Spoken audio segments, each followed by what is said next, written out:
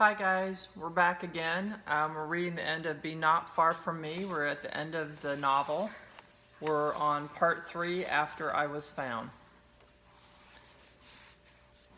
The man calls 911 as the woman walks by my side back to the truck. Tell me to watch out for things like dips in the ground and the little mound where the extra stone got dumped in a pile when they were putting in the service road. Normally I might be amused at anyone being worried that some gravel might break me in half, but then again, I have no idea what I look like now, and to be honest, it might. She keeps talking, and I realize that she's waiting for me to say something more than my name, but I don't know what else matters. Instead, I sit in the grass near the truck, forearms resting on my knees. Then I see the license plate. Hey, I interrupt the woman who is digging in the truck for something. She turns around, a brown bag in her hand. Am I in Georgia, or are you in Tennessee? Her eyebrows come together. I know I need to try again, find better words for what I am asking. It's made sense to me in my head, and since I'm the only person I've been talking to for a while, I thought it would do the trick. Where am I? Georgia, she answers, handing me a water bottle. We both are. Huh? I say, and try to twist the cap off. It won't move. She reaches for it and cracks the seal, then hands it back to me. I got it started for you, I tell her, and she laughs. It's a wonderful sound, strong and full, without the edge mine has started to develop. So I walked right out of Tennessee? I ask, taking a drink of water. If that's where you started, then yes, she says. The water hits my stomach and I flinch. I don't want to puke in front of this woman, don't want her to know that it doesn't taste like real water because there's no dirt trailing on my tongue or an aftertaste of fish. Everything about it, from the clarity of the plastic to the ridged cap in my hand, is off, and I feel an edge of panic when I realize I'm going to have to get into the truck eventually. What's your name? I ask the woman, taking another experimental sip. Tammy, she says, and holds out her hand for me to shake. I do, noticing how thin my fingers are inside of hers, a scrape the shape of Florida across the top of my left hand, and the filth under my fingernails.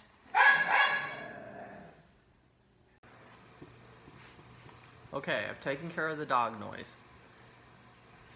What's this? Tammy asks, reaching out to touch Davy Beats' hat.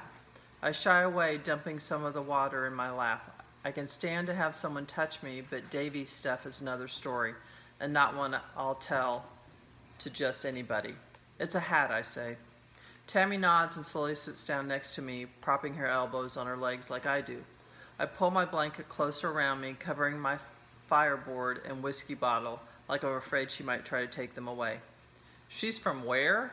The guy's voice cuts across the space between us, the phone conversation clearly going places he hadn't expected, just like I did. Hungry? Tammy asks, reaching into her lunch to pull out a bologna and cheese sandwich. The truth is, I'm not. I'm too far gone to consider being hungry, but the sight of the sandwich carefully tucked into a bag with a fold-over top makes me think of Meredith and all the supposedly extra bologna and cheese sandwiches she brought to school for years, even though I knew damn well she hated bologna. I start to cry. The woman puts her arm around me and I lean into her, smelling the clean scent of her shampoo and the simple warmth of her and how solid she is. I take a deep breath that feels like it's scraping the back of my throat clear down to the spine, but it can't go deep enough, can't quite reach the place where everything that's happened to me rests. I've been trying to find words, and I thought I was failing because it's been so long since I've used them, but instead it's because there aren't any that'll work. There's just crying. Crying because I'm happy to be safe and terrified to see people again. Crying because even though I said my name when I came out of the woods, I don't know if that's who I am anymore. Crying because of Duke and Meredith and Kativa and my dad, and how I'll get to see them again, and crying for my mama and Davy Beat because the same isn't true for them. There's lots of reasons to cry, but I've got a mouth and it's just made for more than just grasping for air between sobs. I stop crying and eat. The truck is going impossibly fast. I made Tammy sit in the middle next to Paul, who keeps saying, Tennessee, over and over again like it's a new state or something. I needed to be near the window, and even though it's still raining, I've rolled it down, letting the drops hit my face as we speed toward where The squad is going to meet us once we get down out of the hills and off the service roads. I glance over Tammy's legs at the speedometer, shocked to see it's barely touching 40. Everything outside is whipping past us so quickly I can't take it in. Can't see each tree, touch each leaf. My life has slowed to a point that moving above a crawl feels obscene and sounds startle me. When Paul started the truck, the radio blasted on and Tammy had snapped it off quickly when I yelped, covering my ears with my blanket. They've both been quiet as we drive, the rain picking up and soaking my arm as I let it drift out the window, feeling the resistance of the breeze against my hand. I look over at Tammy and she tucks her phone away, but not before my own face appears under a news headline. "You Googled me?" I asked. "Yeah," she says sheepishly, turning her phone over. There's a muted video playing of my dad standing at a podium, the only tie he owns tied all wrong, and his dress shirt from Grandpa's funeral too tight across his belly. But I don't think anyone is looking at him, only listening. Faces crumple along with his as he breaks down, and I don't need to hear the words to know that he's asking for someone, please, to bring his little girl back to him. "I brought myself back," I tell him quietly, my thumb resting against the screen. There's a long article that I can't read while the truck is moving so fast, the few bites of bologna and cheese that I managed to get down threatening to come back up. I don't want to thank Tammy and Paul by puking on them, so I give her the phone back, aware that she's double-checking the face on the screen and comparing it to the one in front of her. I wonder how hard it is to find a resemblance. So the squad meets us where the service road dumps out onto a state route. There are lights flashing, but sirens off. I pop my truck door and move to get out, but there are suddenly people everywhere, and no one seems to want me to move. A female paramedic scoots me out of the truck like a baby, not even huffing for breath when we make it over to the ambulance, where I'm given a lot of instructions. Lie back, relax, calm down, breathe normally. I'm doing all these things, but the medics in the back with me still have little frowns on their faces as they methodically list everything that has gone wrong with me. They use different words than I would, like contusion for bruise, laceration for cut, and malnourished for starving. The male, his lanyard identifies him as Michael, is reeling off these things, and the female is writing quickly across the back of her rubber glove. The ambulance is rolling and the sirens going. The female medic is still taking notes, flipping her hand over to write on the other side of her glove when Michael eases my sock off. "Holy fucking shit," he says, which is pretty much the same words I would use to describe it. I lift my head to look. "That's nothing," I tell him. "You should have seen it before I took the bad parts off." "The bad parts?" "Yeah," I say, reaching for the bag with what's left of my foot inside. "These bits." I lift it for him to see, and he covers his mouth and looks away real quick, taking a minute to compose himself. Then he lifts my heel gently, turning my foot to see the damage from all angles. "You took this off?" Michael asks. "Yeah," I say, laying my head down as the spots threaten again. "With what?" "A big chunk of flint." I consider reaching into my pocket to share this sliver I kept with me, but decide against it because I don't want it taken away from me. He whistles low between his teeth and sets my leg back down. "Nice work." "Thank you," I say, weirdly pleased by the compliment. "Can you tell me your name?" the other medic asks. "Ashley," I say. "Okay, Ashley," she says. "I'm Barbara. I'm going to start an IV to keep you hydrated, all right? It's going to make your arm a little cold," she says it apologetically, like it's the worst possible end to my day. There's a pinch and she's done, a needle tucked into the crook of my arm. "Do you know what day it is?" Barbara asks, and I realize she's trying to decide if I hit my head at some point or not. I definitely did, and I certainly don't know what day it is, but that has nothing to do with having a concussion. "No," I say. "Who's the president?" Michael asks, but only gets a snort out of me in response. They exchange a glance like maybe that answer's kind of common. "Can you tell us what happened?" Barbara tries, like she's tossing me an easy one, something I should be able to explain. "I was lost," I say. The first time I've spoken the word. My voice cracks around it, either because I'm too proud to admit it or because it's so damn terrifying even now that I'm safe. Because I knew every time I left my house for the woods that it would kill me. I just never believed it would try. "The world is not tame," I tell Barbara, and she nods like maybe she gets it as she wraps a blood pressure cuff around my arm, then swaps it out for a different one.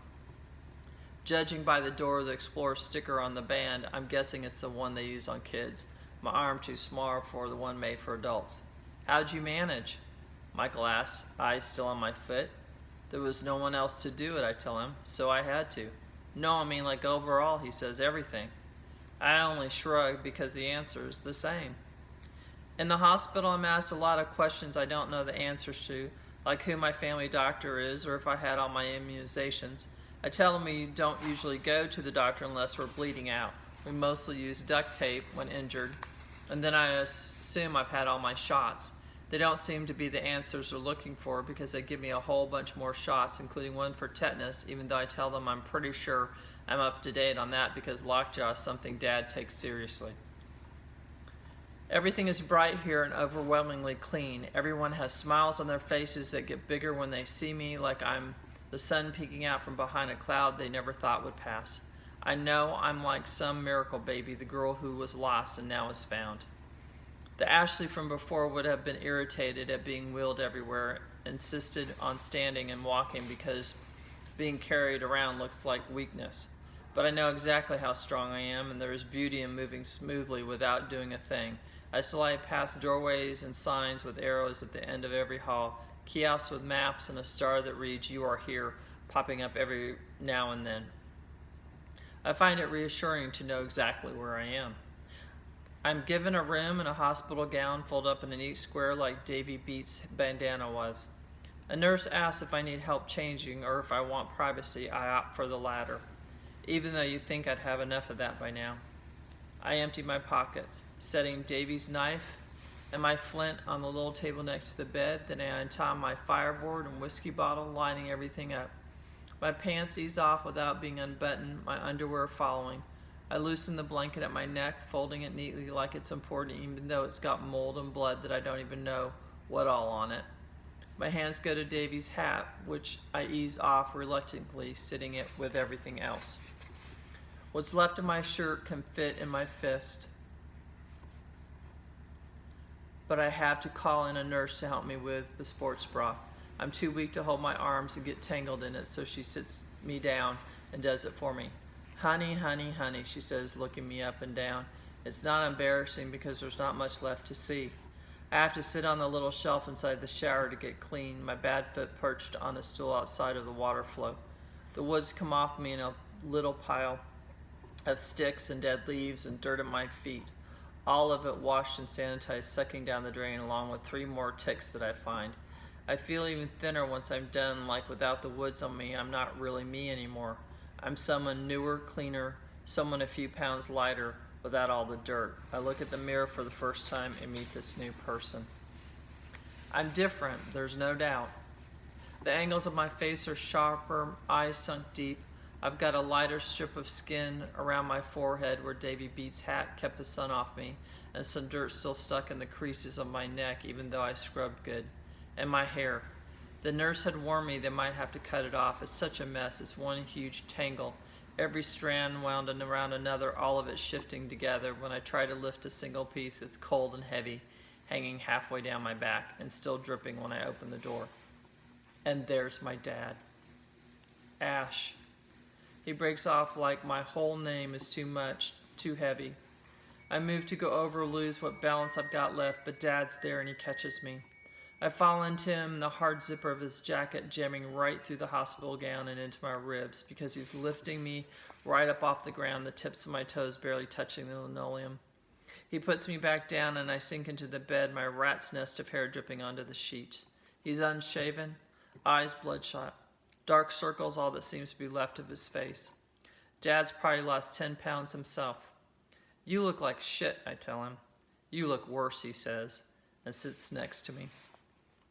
He's so much bigger than I am, so much heavier that the bed sags, and I lean toward him, my head on his shoulder.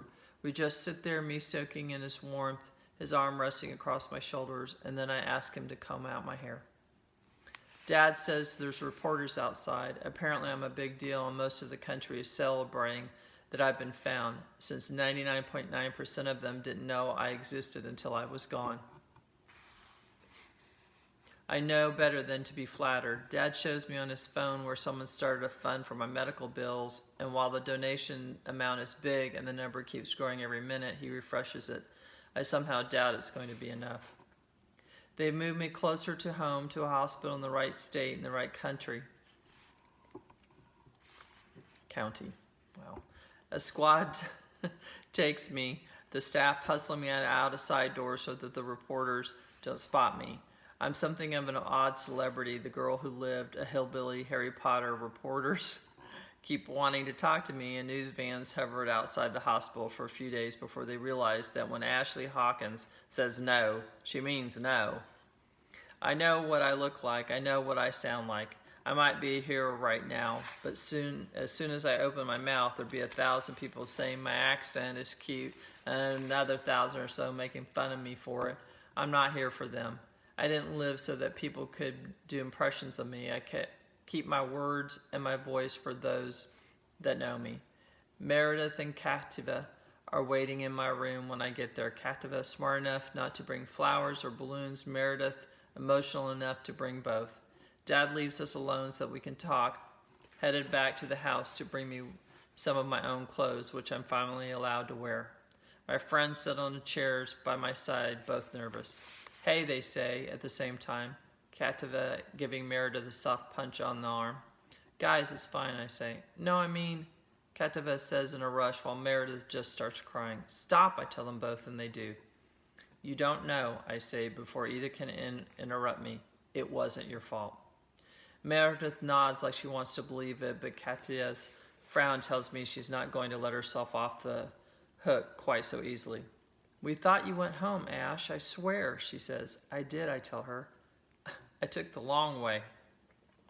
Meredith snorts, something I haven't heard her do since 4th grade, and uses the edge of my bed sheet to wipe her face, which I doubt my nurses would like. But it's so Meredith that I don't care. She's here, she's in front of me, she's my friend, and you can take them with the good and the bad, something they've been doing for me for years, and I never thank them for it. And I will. I'll say all the things I knew needed to be said when I thought I was dying, but I'll do it when I'm healthy so they can't make light of it and say it's the drugs talking. I'll do it when I can stand on my feet and look them in the eyes so that they will know how true it is. I'll do it when I'm ready, and they are too, when I've got a good handle on who this new Ashley is, and she's found the right words. So you cut your foot off? Kativa says. Part of it, I correct. But yeah, on the floor of a meth lab with a rock, then I disinfected with whiskey. That's so you, Meredith says. Some of that hit the news and the people on Twitter were calling bullshit, and I was like, whatever. I wouldn't be surprised if she chewed it off with her teeth, so I got in like 5 tweet wars over it. Thank you, I tell her, and I mean it. Kativa rolls her eyes but lets it slide. I took your backpack home for you, she says efficiently as always, and I charged your phone. She reaches into her back pocket, pulling it out. Thanks, I say. I've got 35 texts, but I slide it under my pillow for later, so I trail off unsure of how much they want to hear about the woods, about thinking I would die and deciding that I would, and then change my mind about it. I don't know if Meredith can handle the idea of eating worms and raw fish, and she for sure can't hear the part about the one that swam back up my throat or about me clubbing a possum to death. Kativa might, and maybe I'll tell her one day, but right now I'm so far from that, here in this clean room with my friends. Oh my God, Meredith perks up suddenly.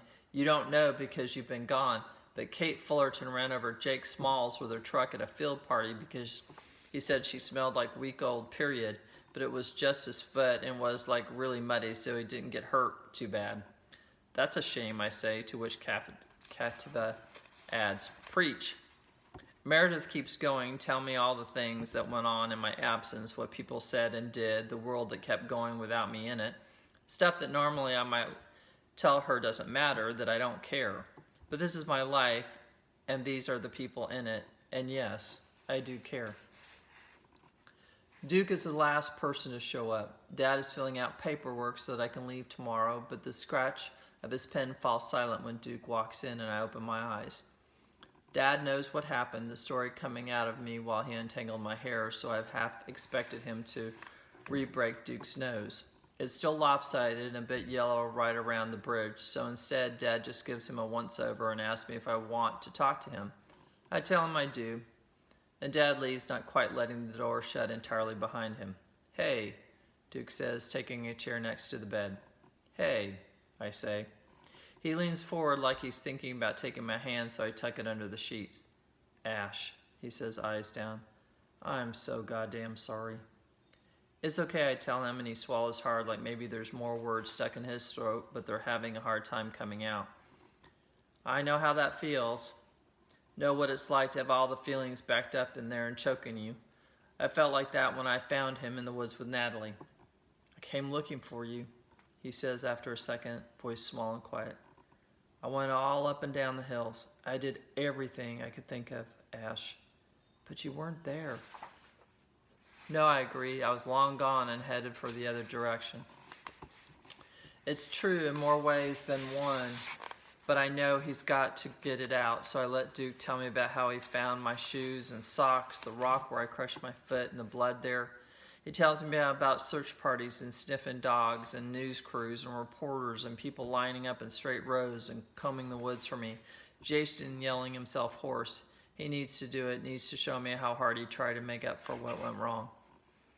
"All the reporters, they've been going nuts since you got back," he says. "They keep calling me, asking if I've come to see my girlfriend and how you're doing and if you'll talk to them sometime, and I just keep telling them, hell, I don't know. Ashley's going to do what she's going to do, and you can't make her do different." "That's true enough," I say, "a lot of things about this boy, but one of them is that he knows me inside and out." "Is there anything you want me to tell them?" Duke asks. "Yeah," I say. "You need to tell them to get their facts straight." "How's that?" he asks. "I'm not your girlfriend," I say. "Not anymore." Duke nods like he's taking it in, but there's tears in his eyes when he gets up. "All right then," he says, hand on the doorknob. "Feel better, Ashley." "I already do," I tell him. When I finally get home, the reporters, the more industrious of the bunch, have dug a little and found our address, something that makes me cringe. I'm not ashamed of the overgrown yard or the ripped trampoline, the cinder block steps, and the rusted spots in the metal siding. Maybe once I would have been, but not after I found out what it's like to go without it. Still, I don't like people poking around outside waiting for me to hobble out. It's hot enough that we have to open windows, and when we do, they call for me from the road. Having been warned by Dad not to come into the yard, I ignored them, and eventually they do go away, except for the reporter from the local paper. He's smart enough to know his audience and his people, so he waits until the city folks with their news vans are gone. Then he takes a risk and knocks on the door. I'll talk to him because I need something in return.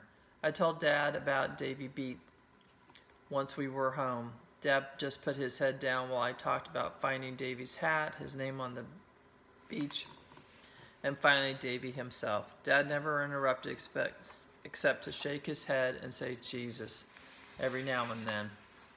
So when the reporter comes into my room, I tell him I need to talk to Davy Beat's parents, and he gets a hold of them for me. They show up the next day a little bewildered but happy I'm alive, like maybe I put one over on the woods that took their son. They're sitting in the living room. I'm in Dad's broken recliner with my foot up since it's all awkward when Davy's mom tries to hug me, but I let her. She smells kind of like him, a bit of freshness and a little touch of lemon verbena. When I give her what's left of Davy's hat, she just starts crying. Davy's dad puts his hand on her knee and they sit quietly together, finally knowing. I tell them about how Davy was in my head the whole time I was out there, how I kept finding little hints of him along the way. I don't tell them about the web of thoughts I'd constructed for myself in the woods, his and mine, pulling us together so that I'd find him. I don't tell him about the picture of that girl, because I don't know if his heart was broken or mine, just bigger, so I could come back home. I keep those things to myself as I listen to Dad crack open a beer in the kitchen after they've gone, small noises in a small house. I'm so goddamn thankful I get to hear them again. I get lots of visitors, all of them wearing smiles except for one. I've been expecting a call instead, so when a car with the logo of the college I got a cross-country scholarship to Pulls into the front yard. I'm flattered that at least they're coming to talk to me themselves. It's not a representative either, or even the scout, it's the coach. He's a good guy, doesn't waste anybody's time, and takes a glass Dad offers him without flinching at the taste of sulfur in the well water. He drinks it down and leans forward on the couch. So Ashley, I was looking forward to you running for me after high school, except now I can't run. I beat him to the punch, saying it to myself so that he knows I already figured out why he's here. No, he agrees, you can't. He gives Dad a folder outlining my options, says that the university has put together a scholarship for me that will help with tuition if I would still like to attend. But nobody here is a bullshitter, and nobody says maybe I'll be a runner again someday.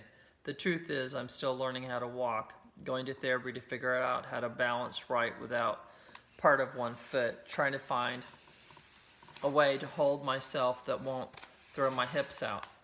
I'll be able to again for sure, maybe even without a limp if I get everything right.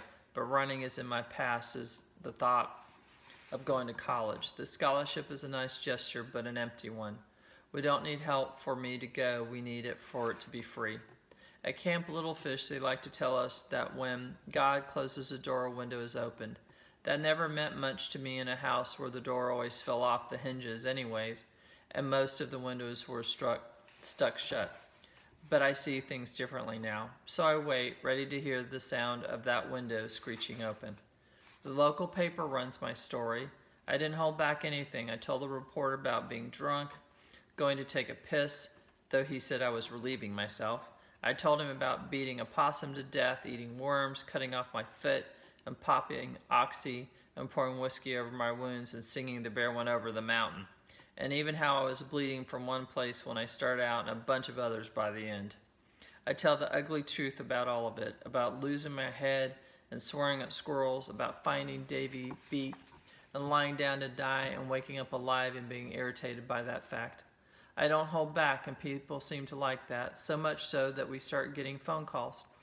Dad tells me the first few that I've said everything I have to say, and then hangs up, but one day he has a conversation I'm half listening to from the living room as I flip through channels. Looking for a baseball game, my still bandaged foot propped up on the coffee table. Ashley, he says, phone tucked against his shoulder. I think maybe you should talk to this guy.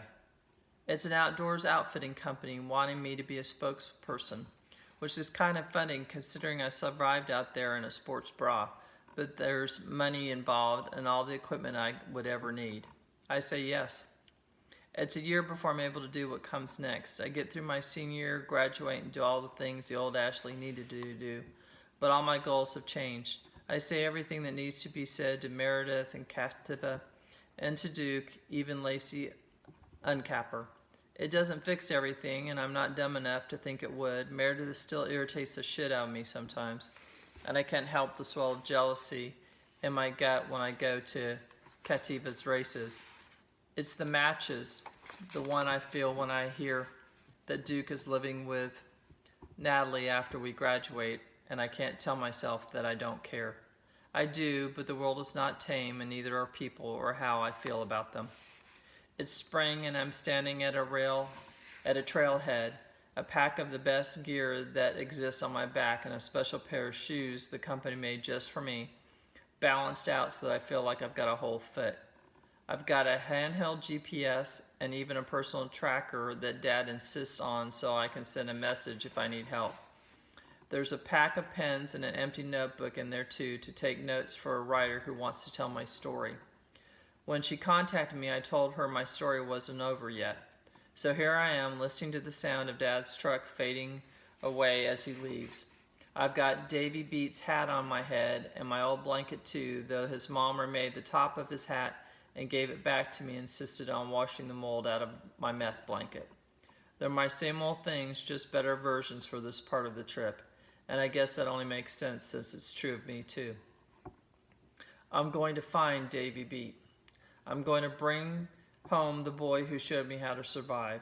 Then I'm going to live every day remembering that's what we're all doing, each in our own way. But nobody wants to do it alone. I hike up my pack and square my shoulders, and I go back into the woods.